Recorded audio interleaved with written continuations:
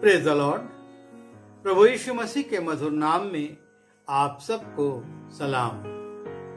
आज हम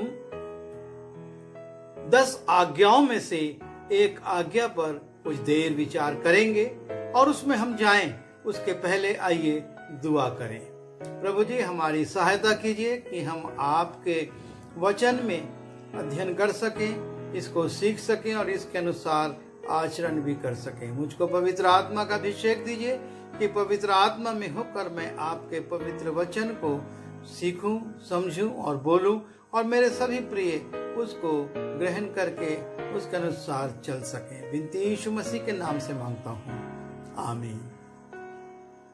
निर्गमन उसके 20वें अध्याय के जब हम 13वें पद में जाते हैं, वहां पर लिखा हुआ है, तू खून ना करना।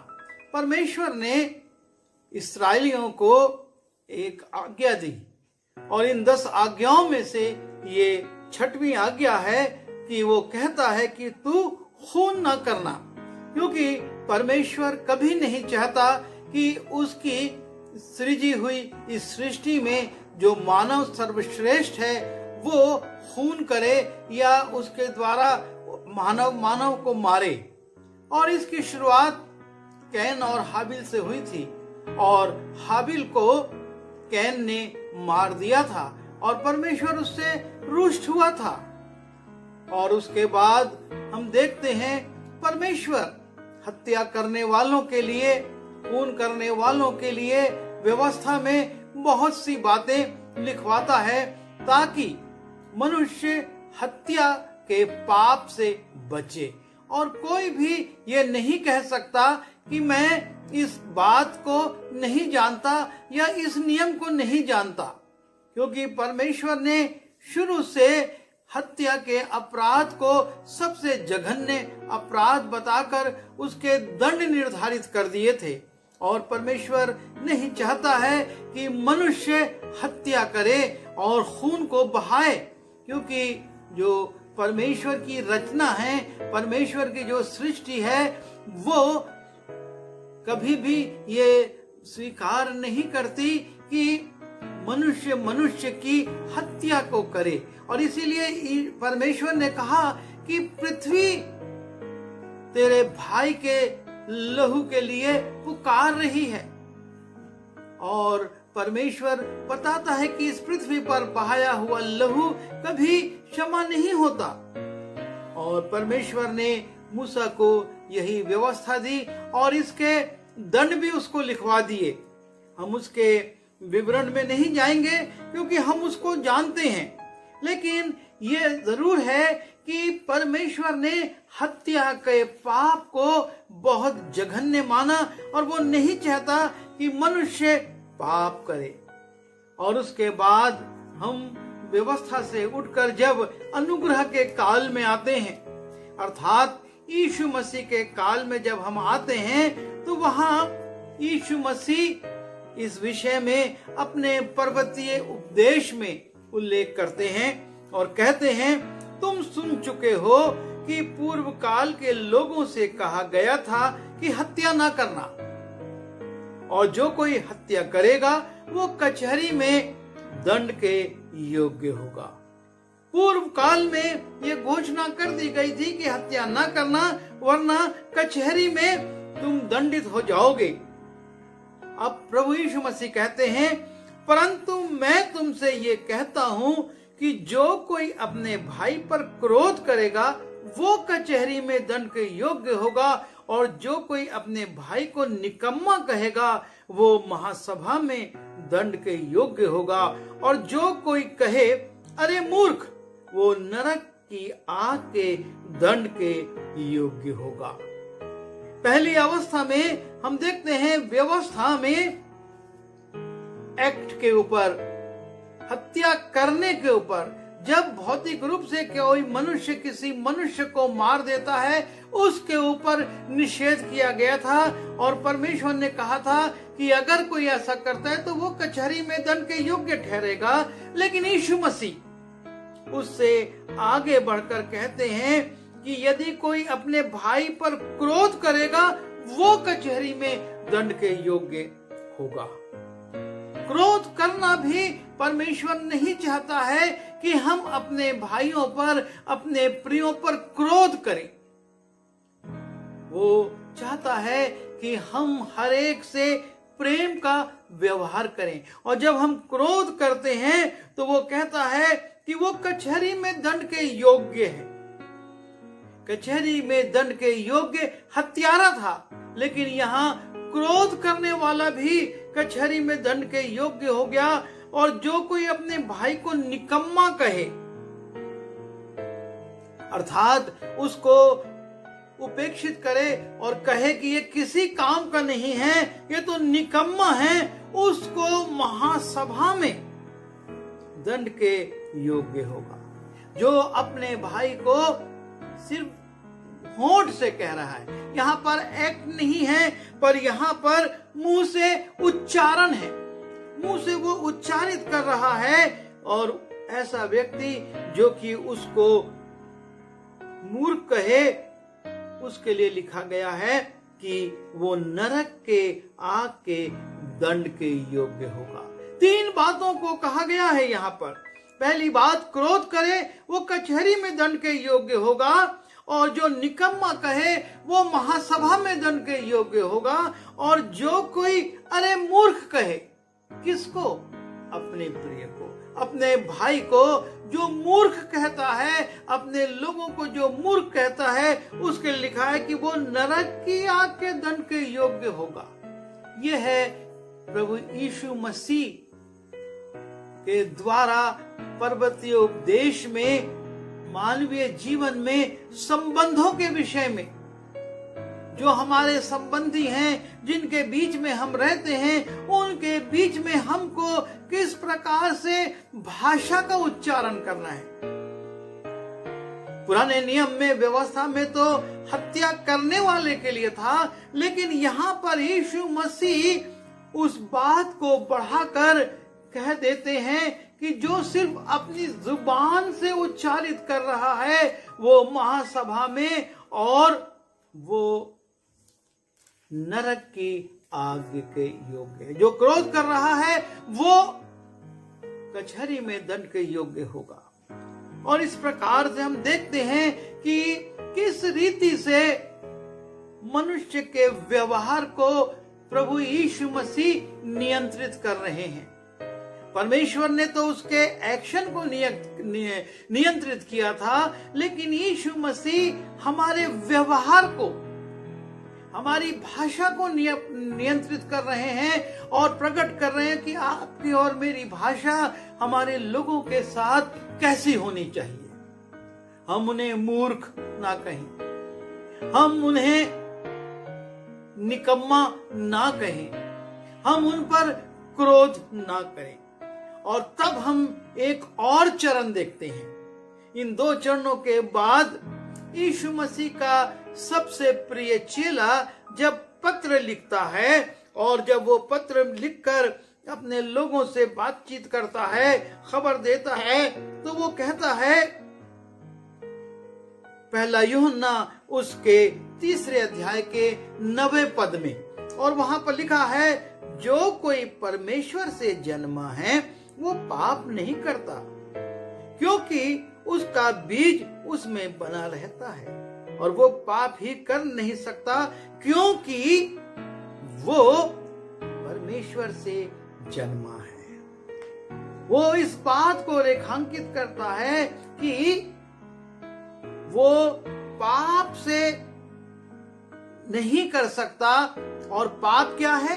हम जब जुबान से उच्चारण करते हैं, और इसी पाप को जो कि पाप नहीं कर सकता क्योंकि परमेश्वर से जन्मा है, उससे वो कहता है, पहला यूहन्ना उसके 3 अध्याय के 15वें पद में, जो कोई अपने भाई से बैर रखता है वो हत्यारा है। चाहे भौतिक रूप से हत्या की गई, वो भी परमेश्वर के सामने पाप है। चाहे अनुचित शब्दों का उच्चारण किया गया, वो भी यीशु मसीह के सामने पाप है। और यहां पर लिखा हुआ है, जो कोई अपने भाई से बैर रखता है वो हत्यारा है। यूहन्ना बहुत गंभीरता से अब हमारे मन पर लिखा है, जो कोई अपने भाई से बैर रखता है। बैर हमारे मन के अंदर होता है, ये किसी को दिखता नहीं है। जो हत्या का एक्शन है वो लोगों को दिखेगा, जो उच्चारित शब्द हैं वो लोगों को सुनाई देंगे, लेकिन हमारे अंदर जो बैर है वो किसी को नहीं दिखता, वो हमारे अंदर है। और परमेश्वर का वचन, प्रभु यीशु मसीह का शिष्य यूहन्ना कहता है कि जो कोई अपने भाई से बैर रखता है वो हत्यारा है। हत्यारे की श्रेणी कैसे देखिए परिवर्तित होती जा रही है। व्यवस्था में मूसा ने कहा, जिसने हत्या करी तू खून ना करना, और उसके लिए व्यवस्था दी गई, जो हत्या करता है उसको दंडित किया जाए, और नाना प्रकार के दंड वहां पर निर्धारित कर दिए गए हैं। जब यीशु मसीह पर्वतीय उपदेश देते हैं, वो हमारी भाषा को नियंत्रित करते हैं कि हम अपनी भाषा को, अपने विचारों को, हम क्रोध ना करें अपने भाइयों पर, उन्हें निकम्मा ना कहें, उन्हें मूर्ख ना कहें। लेकिन उन सब से आगे परमेश्वर की आत्मा की प्रेरणा से यूहन्ना कहता है कि जो कोई अपने भाई से बैर रखता है। हमको इस बात पर विचार करना होगा, हमारे हृदय में कहीं हमारे भाइयों के प्रति, हमारे लोगों के प्रति बैर तो नहीं है। यदि हमारे अंदर बैर है तो इस परिभाषा के अनुसार हम हत्यारे हैं। हम बैर रखते हैं, द्वेष रखते हैं, घृणा रखते हैं, तो हम हत्यारे हो गए। और इस बात को हमको सोचना होगा कि अगर हम हत्यारे हो गए तो कचहरी में दंड के योग्य होंगे, महासभा में यह दंड के योग्य होंगे, नरक के दंड के योग्य होंगे। और उसी के आगे इसी 15वें पद की दूसरी लाइन में वो कहता है कि और तुम जानते हो कि किसी हत्यारे में अनंत जीवन नहीं रहता। अर्थात हम बैर रखने के द्वारा जब हत्यारे बनते हैं, और जब हम हत्यारे बन जाते हैं, तो हमारे जीवन में वो अनंत जीवन जो यीशु मसीह देने आया था समाप्त हो जाता है। क्योंकि वो साफ कह देता है कि तुम जानते हो, पहले से ये स्पष्ट है, तुम जानते हो कि किसी हत्यारे में अनंत जीवन नहीं रहता। और यदि हमारे अंदर अनंत जीवन नहीं है तो हमारी आशा का क्या होगा। यीशु मसीह ने कहा, मैं तुम्हारे लिए जगह तैयार करने जाता हूं।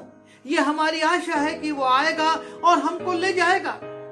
लेकिन जब वो ले जाएगा और जब हमारी जांच होगी तो हम उस अनंत जीवन में नहीं, लेकिन उस अनंत दंड में चले जाएंगे।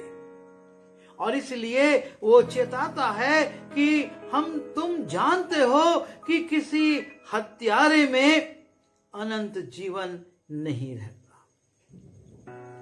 हमको बड़ी गंभीरता से अपने सोच को, अपने विचार को रखना होगा। जब हम गलाती उसके 5वें अध्याय में जाते हैं और उसमें शरीर के कामों को देखते हैं, तो वहां पर लिखा हुआ है कि शरीर के काम तो प्रकट हैं, अर्थात व्यभिचार, गंदे काम, लुचपन, मूर्ति पूजा, टोना, बैर, झगड़ा। अर्थात जो शरीर के काम हैं उनमें एक बैर भी है। और जो बैर हमारे शरीर के अंदर है, जो कि दिख नहीं रहा किसी को, वो हमारे लिए हानिकारक हो सकता है और होगा। क्योंकि वचन ने कह दिया, जो अपने भाई से बैर रखता है वो हत्यारा है। और हत्यारे को परमेश्वर अनंत जीवन में नहीं, अनंत दंड में सम्मिलित करेगा। हमको इस बात पर सोचना होगा। हमको उन बैर की बातों को जो कि हमारे जीवन को नष्ट करती हैं, उनको अपने जीवन से अलग करना होगा। हमको उन बातों से अपने आप को अलग करना होगा। ये यूहन्ना अपने इस पत्र में कुछ बातों को और लिखता है। वो दूसरे अध्याय के 9वें पद में कहता है, जो कोई कहता है कि मैं ज्योति में हूं और अपने भाई से बैर रखता है, वो अब तक अंधकार ही में है। हम दावा कर सकते हैं कि हम ज्योति में हैं, हम ज्योति की संतान हैं। यीशु मसीह ने कहा, तुम जगत की ज्योति हो। बहुत खुश हो सकते हैं, लेकिन हम अपने जीवन को जांचें। हमारे जीवन में यदि बैर आ गया है तो हम ज्योति में नहीं हैं। हम ज्योति में ना होकर अभी तक वो कहता है तुम अंधकार में हो। हम झूठे सपने ना देखें, हम झूठे आश्वासनों में ना रह जाएं। वचन के प्रकाश में साफ लिखा है कि जो कोई ये कहता है कि मैं ज्योति में हूं और अपने भाई से बैर रखता, हम दावा करते हैं हम यीशु मसीह में हैं, हम ज्योति में, हम जगत की ज्योति हैं, और हमारे जीवन में बैर बैर बैर है। हम अपने लोगों से बैर रखते हैं। हम उनकी खुशी को, उनके आनंद को, उनकी प्रसन्नता को, उनकी सफलता को, उनके लाभ को देख नहीं सकते। उससे हमारे अंदर क्रोध भड़क जाता है, हम आंदोलित हो जाते हैं, और ये बैर का चिन्ह है कि हमारे अंदर उनके प्रति बैर है। वरना भाई की सफलता को देखकर भाई को आनंदित होना है। वचन में लिखा है, एक देह के अंग के सम्मानित होने से पूरी देह आनंदित होती है। यदि हमारे गले में माला पहनाई जाती है, हमारा चेहरा मुस्कुराता है, हमारी आंखें आनंद प्रकट करती हैं, हमारे होंठों पर मुस्कान होती है, हमारे हाथ थिरकते हैं, पैर थिरकते हैं, और पूरा शरीर आनंदित होता है क्योंकि गले में माला पहनाई गई है। उसी प्रकार से जब हमारा कोई भाई या कोई प्रिय सफल होता है, उसके जीवन में आशीष आती है, उसके जीवन में सफलता आती है, अगर हमारे अंदर बैर नहीं है तो हम आनंदित होंगे, और यदि बैर है तो हम क्रोधित हो जाएंगे। और इसलिए वो कहता है, जो कोई ये कहता है कि मैं ज्योति में हूं और अपने भाई से बैर रखता है, वो अब तक अंधकार में ही है। हमको अपने जीवन पर विश्लेषण करना है। उसके आगे वो बढ़ता और कहता है 11वें पद में, पर जो कोई अपने भाई से बैर रखता है वो अंधकार में है और अंधकार में चलता है और नहीं जानता कि कहां जाता है, क्योंकि अंधकार ने उसकी आंखें अंधी कर दी हैं। ये अंधकार की आंखें अंधी कर दी गई हैं, और इसलिए हमको देखना है कि हम बैर ना रखें, हम अपने आप को सावधान करें, वरना हमारे जीवन में इस बैर के कारण हमारी आंखें अंधी हो जाएंगी। हम कहेंगे कि हम देखते हैं, पर हमारी आंखें नहीं देख पाएंगी, क्योंकि हम सही और गलत का मूल्यांकन नहीं कर पाएंगे। और जब हम सही और गलत का मूल्यांकन नहीं कर पाएंगे तो हम अनुचित ही कर जाएंगे। जब हम 15वें पद में जाते हैं, इसी दूसरे अध्याय के लिखा है, हम तीसरे अध्याय के 15वें पद में जाते हैं, वहां पर इस प्रकार लिखा है, जो कोई अपने भाई से बैर रखता वो हत्यारा है, जिस पर हमने विचार करा। हम अंधकार में रहकर कभी अच्छे काम नहीं कर सकते। अंधकार में रहकर हम अनुचित काम ही करेंगे, और इसलिए लिखा है कि वो अपने भाई का हत्यारा है। और जब हम इसी यूहन्ना उसके 4 अध्याय के 20वें पद में जाते हैं, वहां पर लिखा है, यदि कोई कहे कि मैं परमेश्वर से प्रेम रखता हूं और अपने भाई से बैर रखे तो वो झूठा है। हम ये दावा करें हम उजाले में हैं, पर अगर बैर है तो अंधकार में है। यदि हम ये कहें कि अपने दिल में बैर रखे हम हत्यारे हैं, और यदि हम कहें कि हम परमेश्वर से प्रेम रखते हैं और अपने भाई से बैर रखें, ये बहुत गंभीर बात है, क्योंकि परमेश्वर आपके और मेरे एक्ट को देखने के पहले, हत्या करने के पहले, आपके और मुझसे किसी शब्द को उच्चारित करने से पहले हमारे मन को देख लेता है।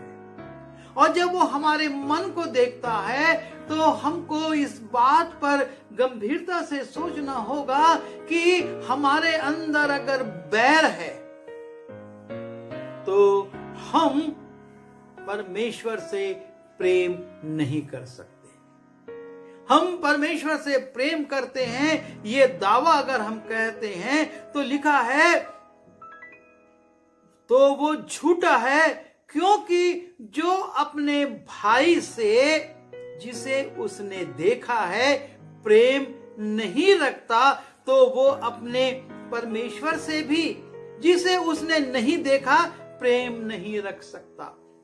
वो तर्क के साथ यूहन्ना तर्क के साथ अपनी बात को प्रकट कर रहा है कि मैं क्यों बोल रहा हूं कि जो अपने भाई से बैर रखता है वो परमेश्वर से प्रेम नहीं रख सकता। वो झूठ बोलता है कि मैं परमेश्वर से प्रेम रखता हूं, और उसके कारण को वो समझाता है जब उसने अपने देखे हुए भाई को, जिसके साथ वो रहता है, जिसके साथ वो आचरण करता है, जिसके साथ वो चलता फिरता है, जिसके साथ वो खाता पीता है, जब वो उसके साथ प्रेम नहीं रख सकता, अपने हृदय में वो द्वेष को रखता है, तो जिस परमेश्वर को वो देखता नहीं है, हमारा परमेश्वर हमको जानता है, वो हमको देखता है, लेकिन हम परमेश्वर को नहीं देख पाते।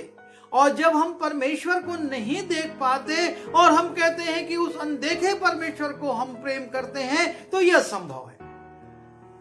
जब हमारे दिल में देखे हुए के प्रति प्रेम नहीं है, उसके प्रति करुणा नहीं है, तो हमको इस बात पर विचार करना होगा कि हम कैसे दावा कर सकते हैं और कैसे हमारे दावे में सच्चाई हो सकती है। हमारा परमेश्वर तो मन को देखने वाला परमेश्वर है, और जैसा मैंने गलाती उसके 5वें अध्याय के 20वें पद से आगे पढ़कर बताया कि शरीर के काम है ये, और सच्चाई ये है कि कोई शारीरिक व्यक्ति परमेश्वर के साथ नहीं रह सकता।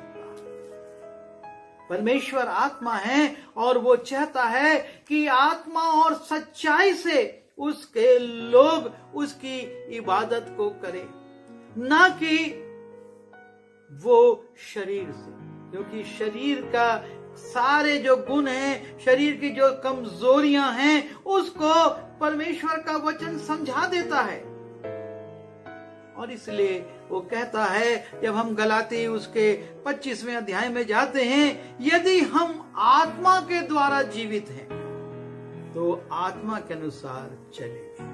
हम आत्मा के अनुसार चले, और जब हम आत्मा के अनुसार चलेंगे तो जो आत्मा के गुण हैं वो हमारे अंदर से प्रकट होंगे, और वो हैं पर आत्मा का फल प्रेम, आनंद, मेल, धीरज, कृपा, भलाई, विश्वास, नम्रता और संयम है। हमारे अंदर बैर नहीं लेकिन प्रेम होगा, क्योंकि हम आत्मा के अनुसार चलते हैं। और इसलिए इन 3 परिस्थितियों के परिप्रेक्ष्य में हमको इस बात का मूल्यांकन करना है कि कहीं हम हत्यारे तो नहीं हैं, क्योंकि यदि हम हत्यारे हैं तो हम झूठ बोलते हैं, हम अनंत जीवन में प्रवेश नहीं कर सकते। हम परमेश्वर उजाले में चल रहे इसका दावा नहीं कर सकते, हम अंधकार में हैं। जरूरी नहीं कि आप और मैं हथियार के द्वारा किसी को मार डालें। जरूरी नहीं कि हम अपने शब्द बाणों के द्वारा किसी को घायल करें और किसी को मूर्ख, किसी को निकम्मा या किसी पर क्रोध करें। लेकिन यदि हमारे जीवन में बैर है, हम किसी के प्रति बैर करते हैं, तो हम परमेश्वर की दृष्टि में हत्यारे हो गए, और जब हम हत्यारे हो गए तो हत्यारे में अनंत जीवन नहीं हो सकता। हमको अपने अंदर से बैर को समाप्त करना होगा। यीशु मसीह ने यही कहा, यदि तू भेंट लेकर आता है और तुझको स्मरण आए वेदी के सामने कि मेरे भाई से संबंध ठीक नहीं, मेरे मन में उसके प्रति कुछ घृणा है, बैर है, तो पहले जाकर उससे संबंध को ठीक कर, तब अपनी भेंट चढ़ा। परमेश्वर इस प्रकार के मन को देखना चाहता है। हम विचार करें, और यदि हमारे अंदर कोई कमजोरी है, हम किसी से बैर रखते हैं, तो उस बैर को मिटा दें, क्षमा कर दें, छोड़ दें और प्रेम का व्यवहार करें। लिखा है, यदि तेरा बैरी भूखा हो तो तुझे भोजन करा, उसे पानी पिला। जब हम रोमी उसके 12वें अध्याय में जाते हैं तो लिखा है, परंतु यदि तेरा बैरी भूखा हो तो उसे खाना खिला, और यदि प्यासा हो तो उसे पानी पिला। आपको और मुझको अपना पलटा नहीं लेना है।